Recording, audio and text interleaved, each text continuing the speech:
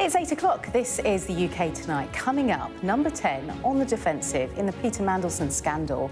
Sir Ollie Robbins, who was sacked as the boss of the Foreign Office last week, today accusing Downing Street of having a dismissive approach to vetting and putting him under constant pressure to get Mandelson into the post. And yet more damaging claims for Sir Keir Starmer, with Sir Ollie telling MPs the Prime Minister lobbied for his former spin doctor, Lord Doyle, to be given an ambassadorship without the knowledge of the then Foreign Secretary, David Lammy. Also tonight, 2 men found guilty of the murder of an innocent woman in a drive-by shooting outside a wake. Michelle Sardio died in Willesden, North London in December 2024, with shocking footage of the incident released by police, while her killers now face life behind bars. Plus, the government says it's rolling out facial recognition across the country after the High Court dismissed a legal claim against the Metropolitan Police. I'll be speaking to one of the campaigners behind that challenge. And the Royal Seal of Approval, the King praises the design for the National Memorial to Queen Elizabeth II on what would have been his mother's 100th birthday. And I'll be speaking to the son of David Wilkie, perhaps the greatest British swimmer ever, who's trying to beat his dad's world record and make some money for charity in his memory. All of that to come and much more on the UK Tonight.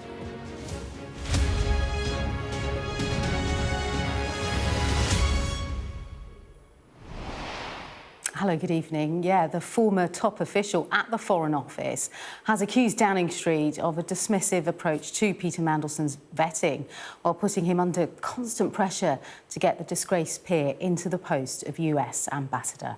Sir Ollie Robbins was sacked last week after it was emerged he had cleared Mandelson to take up the role despite officials raising security concerns without telling Sir Keir Starmer. But speaking to MPs today, Sir Ollie defended his actions and insisted he had followed the proper process. And he claimed the Prime Minister had lobbied for another peer to be given an ambassadorship without the knowledge of the then Foreign Secretary, now Deputy Prime Minister, David Lammy. Our political editor, Beth Rigby, reports on another damaging day for Sir Keir Starmer. Right-hand man to top ministers for over 2 decades. Sir Oliver Robbins, one of Whitehall's most respected mandarins. A Rolls-Royce of the civil service. Now thrown under the bus. Sir Ollie sacked as the head of the Foreign Office by the Prime Minister, and now in front of MPs to give his side of the story over the appointment and vetting of Peter Mandelson, describing a pressure cooker atmosphere in government. Constant chasing, constant pressure. Has this been delivered yet? Never any interest, as far as I recall, in whether, but only an interest in when. Get this done and get it done before inauguration. And little interest in even getting the vetting completed. The handover briefing I was getting as I arrived at post was what I felt was a generally dismissive attitude to his vetting clearance, and a position taken from the Cabinet Office was that there was no need to vet Mandelson. Challenging the PM's account that Mandelson had failed develop security vetting. I was told that it was a borderline case and that UKSV were leaning against granting clearance. A damning account which Downing Street quickly rejected, denying there was a dismissive attitude or pressure applied around the vetting process. But the head of the Union for Civil Servants warns damage has been done. What's the mood in the civil service now like towards this administration? I mean, it's the Johnson era. You know, it's that kind of sense of feeling that there is no compact, no understanding, no trust between ministers and civil servants. Not just the civil service incensed. Robbins' testimony handed ammunition to MPs on all sides of the House too. Peter Mandelson is a man who has proven he's greedy for money, greedy for glamour, greedy for status, greedy for power, and willing to break the rules to get them. Why did the Prime Minister do this? Why did he appoint Mandelson? Why did he announce the appointment before the national security had been done? And why was he so determined to get Mandelson in post? Robbins would be a loss to the SCDO and the country, all brought about by a series of catastrophic political decisions by Number 10. The Labour bench is sparse. The dwindling band of Starmer loyalists laughed off. There is one thing I would say about this Prime Minister, is that he is absolutely rock solid when it comes to process. You may laugh. There's always two sides to any story, and Ollie Robbins' version of events around Peter Mandelson's appointment has put the Prime Minister under even more fire. Robbins painted a picture of a number 10 that wanted Mandelson in at any cost, and a Prime Minister and his team that didn't much care about the vetting process, despite what Keir Starmer says now. And it leaves the impression that the Prime Minister is scapegoating a civil servant for his own massive error of judgment.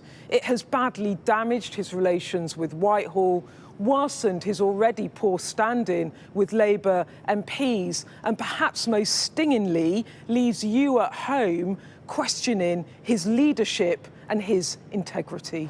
Is this going to bring down your government, sir? Starmer trying to march on, but the shadow of Mandelson only darkening his prospects as Prime Minister. This scandal still has some way to go. Beth Rigby, Sky News, Westminster. Well, let's talk more with our political correspondent, Lucy McDade. She joins us now from Westminster. Good to see you, Lucy, as ever. So when we talk about pressure circling the Prime Minister, what does that look like in reality, and what are Labour MPs telling you? Good evening, Leah. You're right. Opposition politicians are circling the Prime Minister, still calling for him to resign. But what are Labour MPs saying? In truth, I think the reality is that I'm sensing more of a...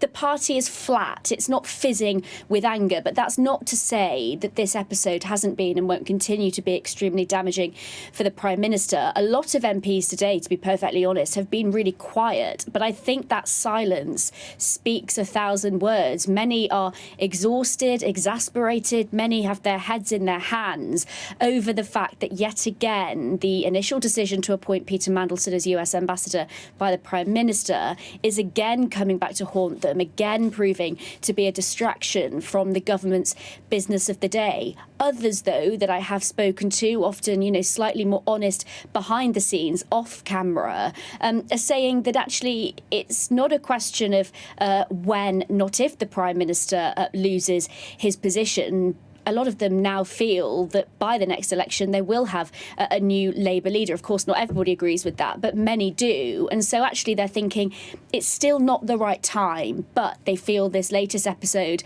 has no doubt kind of confirmed their feeling that they need a new Labour leader. The truth is that so many Labour MPs are divided about who that replacement would be, that in some senses that's what's saving Keir Starmer now. But that's not to say that some of the revelations that we heard from Oliver Robbins today in that committee hearing weren't damaging and didn't make Labour MPs even more angry about this whole saga. Let's just listen to one clip now where Sky News journalism was actually mentioned by some of the members of the Foreign Affairs Select Committee, drawing back to what Beth was mentioning there about Sir Ollie Robbins being called a scapegoat by some MPs in this whole episode. Let's just listen. Going back to the point where Sir Philip was still permanent Under-Secretary, it is reported by, I think it's Sam Coates, that Morgan McSweeney, the Chief of Staff, rang Sir Philip and said, in terms stronger than those that I can use before the watershed. I think you should. Well, I'll just say that it was just to prove it with terms stronger than that. Does that accord with your impression? Just prove it. Does it accord with your impression when you took over from Sir Philip? I think I recall Philip saying to me, certainly Philip's handover to me has contributed to my strong sense that there was an atmosphere of pressure and a certain dismissiveness about this DV process, which I hope I've tried already to be honest with the committee about. I don't remember Philip using those words. Also, I'm proud to say Philip's probably not the sort of person who'd report them verbatim. Well, look, this is a problem for Keir Starmer because over the past few months he has maintained on a number of occasions to MPs that a full due process was followed in appointing Peter Mandelson. And while in some senses Ollie Robbins helped corroborate that claim today, these allegations of pressure from Number 10 are really quite shocking to some Labour MPs, to opposition parties. He said today, I walked into a situation in which there was already a very strong expectation that Mandelson would get the job. And this is difficult for the Prime Minister because he came into Number 10, said that he would clean up politics, that he's a man that acts with integrity. He carries the can for organisations he leads. And opposition politicians have frankly used this as an opportunity to say Keir Starmer's Downing Street has been trying to appoint their friends into top positions. So while I say in terms of Labour MPs how they're responding, there isn't any imminent plans to oust the Prime Minister and replace him with somebody else, but there is a feeling of disappointment that actually something will happen at some point, but at the moment things are too challenging with May elections coming up to do anything right now. OK, for now, Lucy, thank you. We're joined now by former advisor to Tony Blair and Gordon Brown. That's Theo Bertram, who's joining us now. He's now the Director for Social Market Foundation. Theo, thanks so much for your time this evening. Really appreciate it. So another damaging day for Sir Keir Starmer. Key question is, how damaging? What have you made of the latest episode? Hi, Leah. Well, I think it was a really difficult day for the Labour Party. They would much rather be talking about the economy being slightly better than people anticipated, unemployment being not as bad as people expected, and instead, once again, we're talking about the Mandelson saga, and it feels like the story that Number 10 just can't get away from, and I think it really will have dented the confidence of the PLP, and it's also sort of means the Labour Party is still in this sort of position of a retreat when they would much rather be on the front foot. So I think it continues to be a really damaging issue for the Labour Party. And of course, you know, lots of people are saying this evening that hindsight is a really easy thing, isn't it? You know, you've served under Blair, Brown, and Peter Mandelson was a constant source of trouble for both of them. When we do circle back and we think about that appointment when it was made, what did you make of it? Well, I think a year ago we had been talking about Peter Mandelson having just got a good deal for the UK, and that we were, first in the queue. President Trump was saying what a nice accent Peter Mandelson had, and I think at that time you would have said it was always a risk for Keir Starmer to appoint someone who'd previously been sacked twice and who was known as the Prince of Darkness. But you would have said that was a sort of risk that had been worth taking. Whereas once we've seen the true revelations in the Epstein files, I think we saw a different side to Peter Mandelson that's completely changed. For anyone who was in any doubt previously, I think it's completely changed the view of him. And that's been difficult for the Prime Minister and for Number 10 to control, because some of that is outside of their grip to control. It's stuff that's come out from the US. But at the same time, I think Number 10 has not done a great job on that process.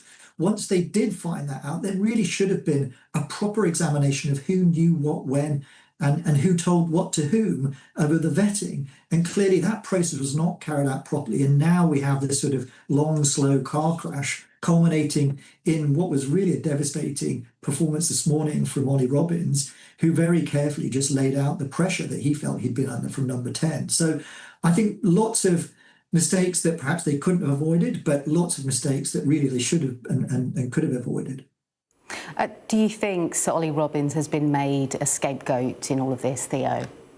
I think if you're listening to the testimony today and hearing what he said, it's hard not to feel that the trigger was pulled on Ollie Robbins, and that he has been made a scapegoat for this. I know clearly there were faults in the way that the process has worked. The Prime Minister should not have been in the position where he's standing up in the Commons and saying these things definitively, unless they've been, not just once, but double, triple checked. And then even after he said it, you've gone back and checked it again. Whether Ollie Robbins is actually the person responsible for that, I don't think that he came across in that way today. So, there are a number of people who've lost their job over this now. And it's been a really devastating impact, not just for the Labour Party, but I think for the Prime Minister's relationship with the civil service as well. And that's really interesting. I know that you've said that the Prime Minister should have made himself more accountable in even the hours after he found out on Tuesday evening. What should he have done, in your opinion, before he stood up in Parliament? I mean, I think it's, when you have these sort of rolling stories, and when I was working for Blair and Brown, we had the expenses scandal, and that was just a terrible story for the Labour Party. So this isn't something that's sort of unique to Starmer, but those sort of stories are really hard to manage because you're just trying to get to the truth of what actually happened at the same time as trying to manage a massive communications problem. And I think actually when you look at what's happened, should number 10 taken longer or been more scrutinised more deeply, actually what happened with the Starmer vetting process before they went out and had Starmer stand up in the Commons. But it's very easy to say that with hindsight. But I do think when you look at number 10, it feels like it's not quite functioning as well as it possibly could. Is this a government that's lost control of its own story, Theo? You know, if we talk about giving credit to Starmer standing in the Commons for 2 hours, but the polls, they're catastrophic, aren't they? The local elections, they're coming. The economy, that's really tough. What's your assessment about his role now moving forward and how long he has left? Well, I don't think people are watching Ollie Robbins on the select committee in the same way that you and I and some of your viewers might be. I think most people are probably getting on with their daily lives, and actually what they'll judge things on is how they feel things are in their pocket. And I think when you look at that, I think people were starting to feel that things were lifting in the first 3 months of this year, and then we're hit by this terrible war in Iran. And I think there's an element of sort of sympathy or at least agreement with the Prime Minister's position and that he didn't jump into the war in Iran.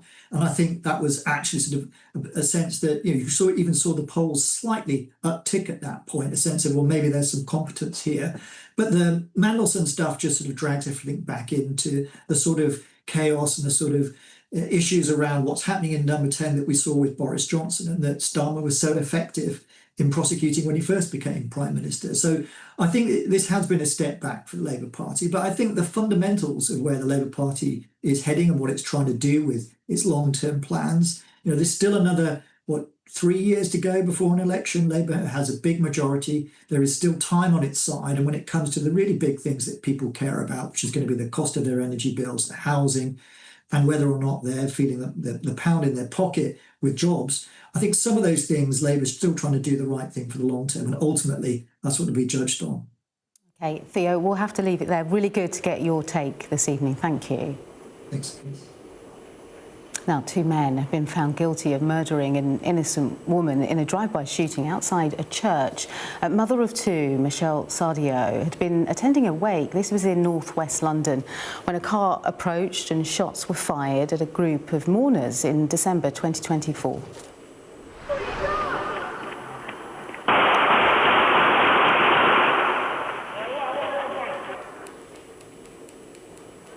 The 44-year-old died at the scene and 2 men were injured. One was left paralysed. Let's get more on this story. I'm joined by Sky's Graham Stothard. Graham, really devastating story that, even compounded by the footage there. Talk us through what happened and what's been released today. Yeah, absolutely. Totally senseless death of a mother of 2 who was just at a church trying to commemorate the passing of an 80-year-old woman.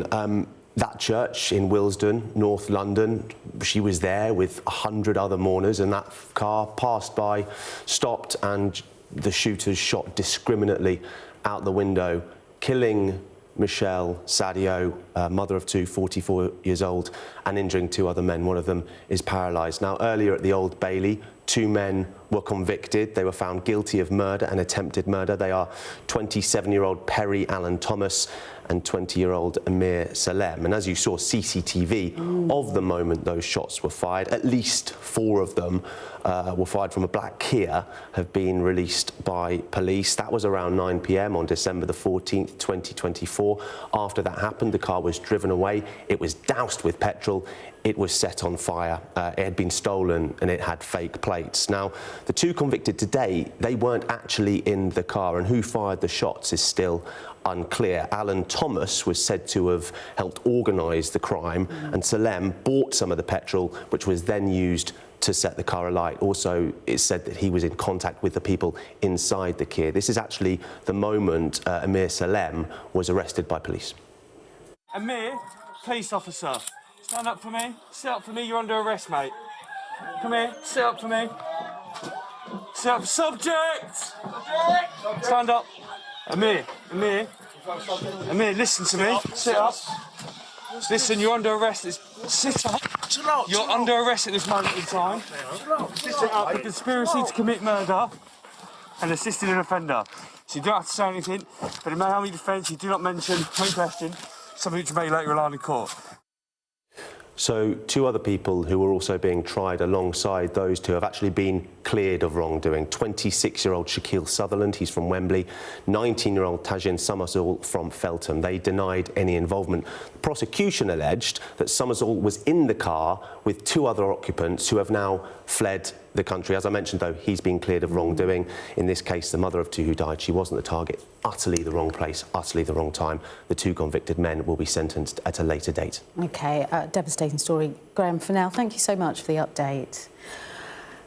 Now, a man has pleaded guilty to the religiously aggravated rape of a Sikh woman in her home in Walsall. So John Ashby admitted charges of rape, robbery, intentional strangulation and religiously aggravated assault. Well, the 32-year-old had originally pleaded not guilty, but changed his plea after being verbally abused in the dock. Now, the judge warned Ashby that he was considering a life sentence. Well, Shaman Freeman-Powell has more, and a warning: you may find some of the details distressing. A dramatic turn of events here at Birmingham Crown Court. On day 2 of his trial, John Ashby changed his plea, admitting that he did in fact carry out that brutal attack on a Sikh woman last year, accepting that he did target her while she was on a bus, that he did follow her home, and then he barged into her house before raping her and then verbally and physically assaulting her. Before Ashby decided to change his plea, the prosecution laid out some of the details of this case and played some CCTV images of Ashby captured throughout that day. We saw Ashby sat on the same bus as the woman. We then saw footage of Ashby trailing the woman through the streets as she made her way home. Later, we saw Ashby stood outside of a property, arming himself with a stick before he walks out of view. Now, today at Birmingham Crown Court, the jurors were told a little bit more about what happened inside her house. She explained she'd been in the bathroom when Ashby had let himself in, and she explained how he turned off the lights and told her that he wanted to have some fun. Then he forced her into a bath where he beat her with a stick and ran hot water over her, telling her to say hallelujah and forcing her to call him a British master. Then the court heard how he strangled her and raped her and called her religious and racial slurs throughout the ordeal. She only escaped when a noise startled Ashby, and she managed to convince him that it could be her housemate returning home. Jurors then heard witness statements from neighbours who called the police after hearing her screams. They described how the victim had ran out of her house naked, hysterical and crying out for her mother. Ashby was forced to face not only the judge and the jury, but also the victim, who decided that she wanted to be present in court when he changed his plea. He admitted to rape, intentional strangulation, robbery and a religiously aggravated assault, and he's likely to be sentenced to a long sentence here on Friday. Well, still to come on the UK tonight. Social media bosses are questioned by MPs as Downing Street considered a ban for under 16. We'll have the details. Also ahead, the government says it's rolling out facial recognition across the country after the High Court dismissed a legal claim against the Metropolitan Police. And I'll be speaking to the son of David Wilkie, who's trying to beat his dad's world record and make some money for charity in his memory.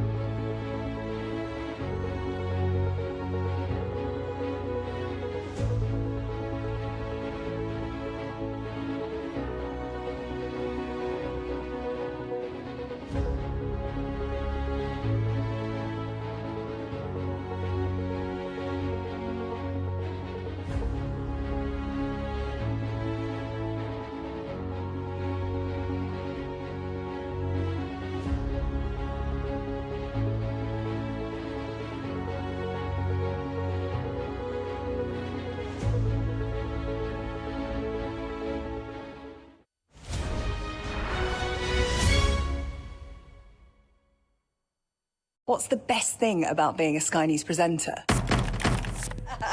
Perfect. Let's bring you some breaking news. Being a Sky News presenter. I began by asking... Thank you so much. ...trusting us to tell her story. The battle for number 10. Sky News has been given exclusive access. Let me give you a sneak peek. It was the day those present would never forget. Why did you decide to open up and tell your story? Key figures from some of the biggest social media firms have been giving evidence to MPs today about the effectiveness of restrictions on platforms. It all comes as the government considers whether to implement an Australia-style ban for under-16s. We're going to talk more about this with our science and technology reporter, Mickey Carroll. So a big day, essentially. What were the big takeaways for you? Yeah, so for me, there were kind of three really good moments that came from this evidence session. So we had representatives from TikTok, from Meta and from Roblox giving evidence to MPs. But crucially, I think the first moment came from who wasn't there. So Snapchat was supposed to be giving evidence as well. MPs kind of really want to speak to them and haven't been able to yet because they have this massive influence in the UK and around the world, but they're incredibly popular with young people. In the UK alone, they've got nearly 24 million users.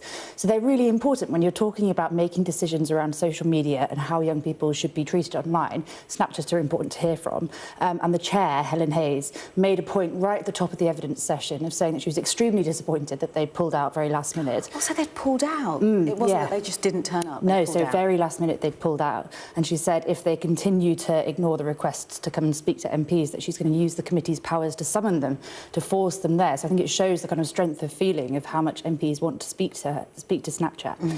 The second moment came from Meta's executive, Rebecca Stimson, and it was really, it was an important moment for a couple of reasons, but she was asked about her thoughts on a social media ban. So let's just quickly have a listen. Okay. The reason why we don't think a ban is the way to get is partly because, as you say, I think it's going to lead people to believe that it's impossible to access these apps, and as we're seeing in Australia, it's actually not really enforceable or effective as a measure. So I think the better conversation is around where are young people spending their time and what is the evidence of certain features and functionalities of those platforms that we may want to look at. I think a ban is misleading in that sense. I don't think it's a helpful language because we don't think it's going to be something that's actually possible in practice. So what's interesting there is, first of all, Meta hasn't actually publicly said that they're against a ban. So we've had kind of individuals like Rebecca Stimson saying it in sessions, but they're not publicly, officially against it. Secondly, the point that she's making there is that she doesn't believe, or Meta doesn't believe, that a ban is enforceable. And these social media companies are actually some of the few people that can actually make that point, because they're the people that have to enforce these rules. Politicians and campaigners and academics can say that they're a good idea or a bad idea, but at the end of the day, it's the social media companies that have to kind of put these rules in place. And if they're saying it's not possible, they need to be kind of analysed and drilled into why that's not possible. And they're saying that the evidence from Australia suggests that it's not working. So it's worth kind of digging further in and listening to them to try and work out why they think that. And the third point that I think came from this session, and it was an overall feeling that was summed up in a couple of moments by the executives. So the chair, Helen Hayes, asked them why they are the exception to the rule. So she made the point that across society, addictive or harmful activities are restricted for children. She mentioned kind of drinking, driving, going to nightclubs, that sort of thing. So she asked the executives why they were the exception to the rule, and this is just kind of some of the answers that they gave to that question. There is no evidence directly that says that games are addictive by nature. We know that there is still a lot of work going on in that space. Anything that is consumed excessively is harmful, and so we would discourage that. We want to see this healthy balance of activity. I don't think that there's been a clinical finding of addictiveness on this, but that doesn't mean that we don't recognise a responsibility to drive a healthy use, and that's why we have, I mentioned the variety of different things that we have in place as default. Their answers there, I think, sum up the whole problem with this debate. The social media companies say there's no evidence that they're harming young people, and to some extent they're right. There's a lack of scientific evidence around the impact that they have, but that's partly because they don't really give access to researchers. But without that evidence, it's really hard for people like MPs to make the kind of decisions that they're going to have to make later this year on these kind of fundamental changes to how young people live their lives. So I thought their answers to that really summed up the problem with this entire debate. Yeah, really, really interesting. Mickey, thank you so much for bringing us up to date on that. Still to come on the UK tonight, the government welcomes a High Court ruling dismissing a legal claim. This is against the Metropolitan Police over facial recognition. I'll be speaking to one of the campaigners behind that challenge next. And then the King leads tributes to his late mother, the Queen, on what would have been her 100th birthday.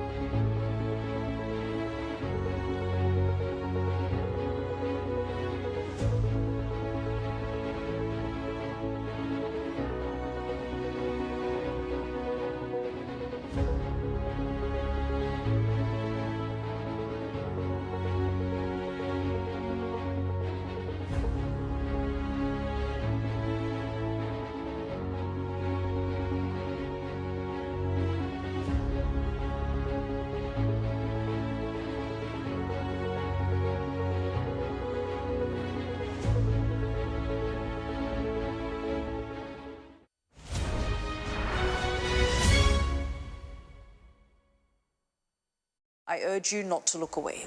If Hamas hands the hostages over, they will end this conflict. The world has been watching. Good to see you again. How are you? Did she say how he was? The conditions are awful. The jets were ordered to come back. Historic day here today. How will you respond if India does launch airstrikes? They'll be all out to war. I'm just going to put some body armor on. I'm Yalda Hakim. Two people have lost a High Court challenge against the Metropolitan Police over its live facial recognition technology in London. Now, the pair brought the claim over concerns the tech could be used without justification or in a discriminatory way, but the court concluded the policy complies with human rights laws and contains safeguards. Now, the government welcomed the decision and say it will now roll out facial recognition across the country. Well, Jaslene Chagger from Big Brother Watch joins us now. I'll just get your reaction to that court ruling. The judges said that the discrimination argument, Jaslene, and I'm just quoting them, they say it was faintly asserted. How does that feel? It's a disappointing ruling, but Sean Thompson, who brought the legal challenge, will be appealing the judgment. And I think that's so important because we really stand at a tipping point when it comes to facial recognition in this country. And we risk, if it continues to expand in the way that the Home Office wants it to, losing our ability to move about public spaces with anonymity and risking being misidentified like Sean was as we go about our daily lives. And so it's really dangerous to have this kind of intrusive tech up and down every high street like the government wants it to be. Yeah, and Sean Thompson, as you say, was misidentified. The Met Commissioner says nobody was actually wrongfully arrested because of this technology. I suppose if that's true, where's the real harm from your point of view? Well, I mean, you only have to look at Sean's case to look at what the consequences of this type of wrongful stop are. He was detained and questioned by the police for almost half an hour, threatened with arrest if he didn't hand over his fingerprints. And this is a man who spends his free time as an anti-knife crime campaigner. And so he was able to assert himself and hold his ground. But for people, ordinary people who are stopped and wrongly accused in this way, how many of us would have the wherewithal to defend ourselves against a computer saying that we were someone who'd done something wrong when we were completely innocent? And there have been reports of wrongful arrests today resulting from facial recognition, and so there are real life consequences of what happens when the tech gets it wrong. Yeah, the other side of this is that police are arresting rapists, they're arresting murderers using this type of technology. They say 801 arrests last year alone because of this technology. When communities are calling for, more police on the beat, to see visibly officers up and down the high street for protection, are you comfortable then saying that actually this technology across the country should be restricted? We all want serious criminals off the streets, but I think that the public are being missold when they're given this binary that either you have to put up with a crime-riddled high street or you have to accept this really intrusive Orwellian tech.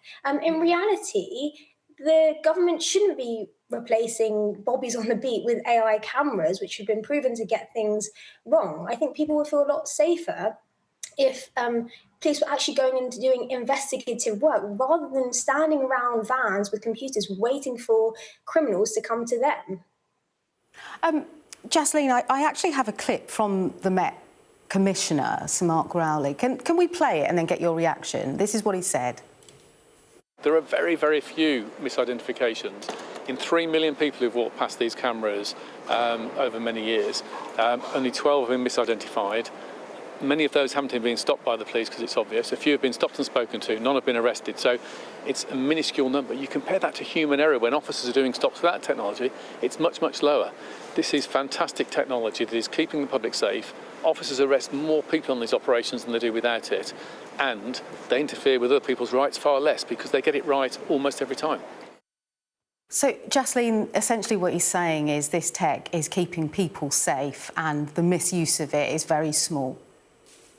I think the real question is why Sir Mark Rowley feels that it's appropriate that millions of innocent people have had their biometric identity taken when they've done absolutely nothing wrong. What the police are telling us is that in order to keep us safe, they need to burden the entirety of the law-abiding population with identity checks, subject to no suspicion. And that really turns a presumption of innocence on its head and treats the entirety of the public as suspects by default. That's not how we do policing in this country. It's more akin to something you might see in an authoritarian regime rather than a democracy. And that's why there has to be safeguards around the use of live facial recognition.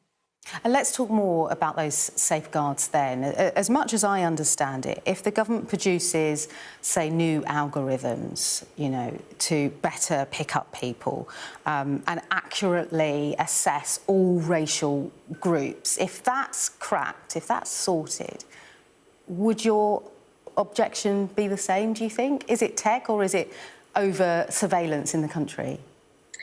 You're right that it's absolutely both. The algorithm and the discrimination that comes with it when it gets things wrong is one side of the coin, but the other side is, where these deployments take place. Are certain communities being over-policed? And in particular, black and brown communities that then exacerbate the racial biases in policing. Who is added to police watch lists? Is it always serious criminals, or is it, as happens at the moment, even victims of crime or people who are just subject to court orders so that the police can track their whereabouts? So these are real questions that it's not for the court to iron out. This is for the government to iron out and for the public to have a debate about where these red lines should be drawn, and for live facial recognition to be a tool as an absolute last resort in exceptional cases rather than for lazy policing for everyday uses. OK, we're going to have to leave it there. Jaslene, good to talk to you this evening. Thank you. Thanks, Leah. Now, the King has led the royal family in celebrating the life of his mother, Queen Elizabeth, on what would have been her 100th birthday. Millions will remember her for moments of national significance. Many others for a fleeting personal encounter, a smile, a kind word that lifted spirits, or for that marvellous twinkle of the eye when sharing a marmalade sandwich with Paddington Bear in the final months of her life. Much about the times we now live in, I suspect, may have troubled her deeply, but I take heart from her belief that goodness will always prevail and that a brighter dawn is never far from the horizon. Well, the King and Queen visited the British Museum today to see the final design for the National Memorial, which includes a traditional bronze statue of Queen Elizabeth II in St James's Park, as well as a new bridge featuring a glass designed, inspired by the tiara the late Queen wore on her wedding day. Now, the King praised the design as fantastic. Among those he met at the museum was the Queen's former private secretary, Lord Jevrin, who's chairman of the Queen Elizabeth Memorial Committee. It's a very exciting day, I think, for all of us who've been involved, and a huge amount of work over quite a short period of time, really, it's sort of 2 years, to come up with some memorial plans that will do justice to the late Queen's reign, and the way that people remember her, and the way that future generations will remember her. The King later attended a reception at Buckingham Palace where guests included several people celebrating their own 100th birthday. A group of charities the Queen served during her 70-year reign. Organisations such as the Royal College of Nursing and the Royal Ballet were also invited. Looks like a brilliant cake too.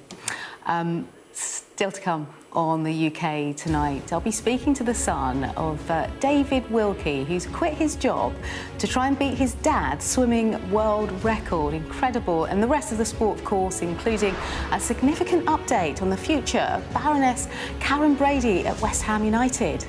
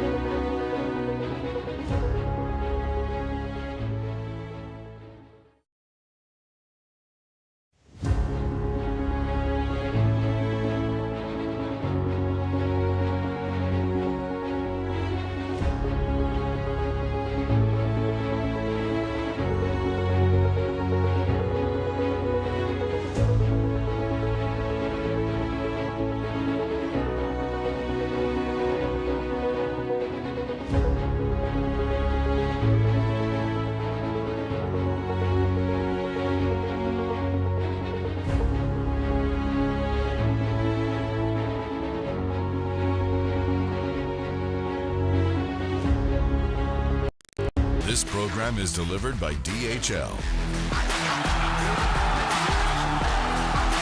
the official logistics partner of VSL. Welcome to the DHL Sports Hub on Sky News. Coming up, Matt Fitzpatrick reveals what spurred him on to victory over world number one Scotty Scheffler as he claimed his second PGA Tour title inside a month. And after beating Arsenal to give themselves a chance of going top of the Premier League tomorrow, are Manchester City now in control of the title race? Gary Neville has his say. But we start with Formula One, and George Russell says he'd understand if Max Verstappen left the sport, but insists the problems being encountered by the Dutchman are all part of being a driver in the World Championship. Four-time title winner Verstappen has been one of the biggest critics of F1's new regulations, as his Red Bull has struggled, with Russell suggesting he wasn't as vocal when things were going his way. Well, Formula One's bigger than any driver, so you know, you wouldn't want to lose Max, because I think we all enjoy racing against Max, and it's just part and parcel of Formula One. I didn't enjoy driving the 22 car when it was porpoising up and down. The car was big, it was heavy, the high-speed corners, it wasn't very pleasant to drive around. But he didn't have the same complaint because he was winning. Now, the complaints that he has currently are different to the complaints of Mercedes, Ferrari and McLaren, because we're at the front end of the grid, and this is only natural, and you do understand and recognize the frustration, but he's achieved what most drivers dream of, which, you know, is winning a championship. He's got 4 of them, and at the end of the day, I guess you get to a point in life that you want, there's not really much more for him to achieve in Formula One. You know, he's ticked all the boxes. Maybe he can go after the records, but knowing him as I do, and knowing drivers who have won or achieved similar things, at one point you want to do what puts a smile on your face. My goal now is to become a Formula One world champion. If I have 4 of them under my belt, I'd probably be doing the same. So, you know, he's in a very different stage of his career. And, yeah, I think you'd understand if he stayed, and you'd understand if he went. Well, F1's rules are set to be adjusted following a meeting of sport officials, the FIA, team principals and engine manufacturers. They're aimed at appeasing driver concerns over safety, and certain elements of competition and altered energy harvesting and deployment limits in both qualifying and races will be trialled next month in Miami. Whether that's enough to satisfy Verstappen is another matter. He's contracted through 2028, but it's believed there are performance-related clauses in his deal that could allow him to go before then. Personally, it doesn't feel like he's the sort of guy that would want to take a sabbatical. For me, it's either he's racing or he's not. You know, he's gonna, if he wants to stop, he'll go and do something else that's fun as well. So I think we'll see Max this time. This will be his last career in Formula One. I don't think he'll take a year out and come back personally. I just don't think that's the Max that I've come to know. Well, fair enough. Well, what has happened is Gianpiero Lambiase, we know, is joining another of your road teams, McLaren. People are now thinking, what about Max to McLaren? What do you think about that prospect? Yeah, I mean, it's funny because only a few weeks before it was announced that Lambiase was going to McLaren, Max came out and said, I can't ever imagine racing without him by my side. So I was like, oh, okay, all right. But I mean, it's 2028. That's another 2 years away. Well, Verstappen sits only 9th in the standings after 3 rounds, with his highest finish yet being in Australia. Kimi Antonelli leads his Mercedes teammate Russell by 9 points after back-to-back wins in China and Japan. As was the case in Shanghai, teenager Antonelli added to his race win at Suzuka last time out by claiming the DHL fastest lap 2. He took that on lap 49 of 53, going just over a tenth of a second better than Russell. Ferrari showed they're the team to beat in the DHL fastest pit stop in round 3. Lewis Hamilton's visit of exactly 2 seconds was the quickest of the year yet, with the Italian constructor already 36 points ahead of Mercedes in those standings. Oscar Piastri, meanwhile, was driver of the day, presented by Salesforce. The Australian took more than 27% of the vote for his second place late last month after failing to start either of the first 2 Grand Prix of 2026.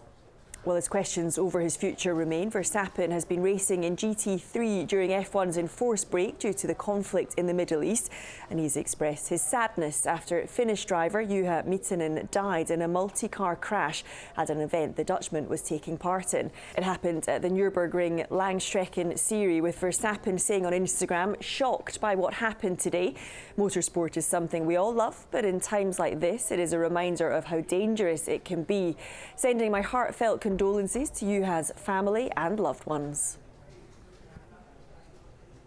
On to football now, and Gary Neville believes Manchester City are in the driving seat to become Premier League champions once again after edging out the current leaders Arsenal 2-1 on Sunday. Goals from Ryan Cherky and Erling Haaland gave Pep Guardiola's side a victory, which means they can go top of the table tomorrow in their game in hand at Burnley. With 5 matches left from there, Neville thinks City would have impetus, but insists things are still far from settled. Manchester City have won title after title in this last 7 or 8 years, and they've just stole ahead at the right time, and they've got the momentum, and they will go in front on Wednesday. You know, they'll beat Burnley at Burnley. There's still a way to go, but it's going to be difficult now for Arsenal. But how they psychologically recover from this is really important. I'm absolutely certain Mikel Arteta will be saying to them in there now, "I'm proud of you.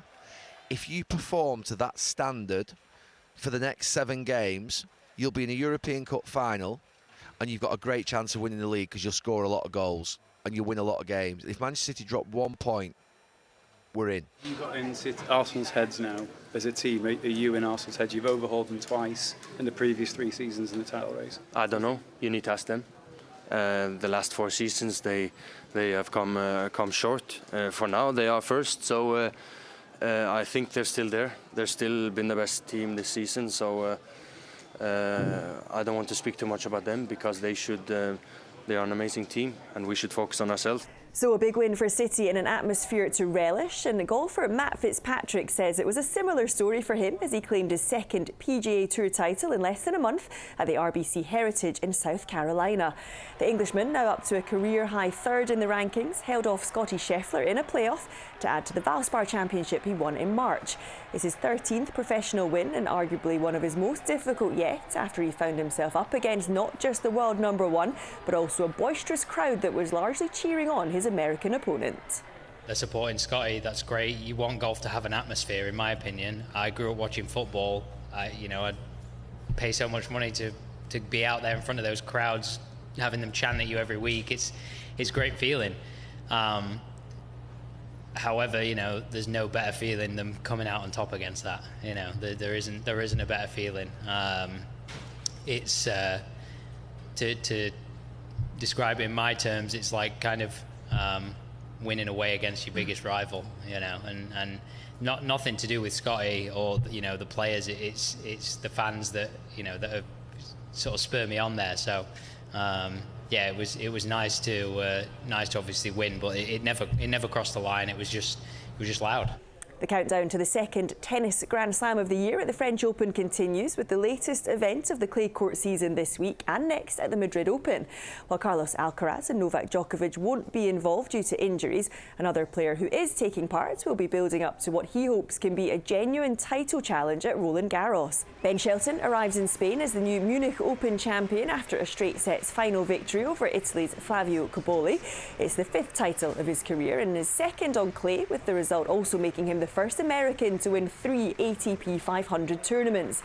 Shelton was knocked out of the French Open by eventual winner Alcaraz last year, but is optimistic of a better performance this time. Moving forward, I have big ambitions for the clay courts. A surface that I want to get better and better on each year, and it's slowly becoming, one of my favorite surfaces to play on. So this is just one step in a long swing, and let's see what happens. I'm happy with my performance this week. I got better and better as the week went on, and just really happy with the work that me and my team put in here. This program is delivered by DHL, the official logistics partner of VSL. What's the best thing about being a Sky News presenter? Perfect. Let's bring you some breaking news. Being a Sky News presenter. I began by asking, thank you so much, trusting us to tell her story. The battle for number 10. Sky News has been given exclusive access. Let me give you a sneak peek. It was the day those present would never forget. Why did you decide to open up and tell your story?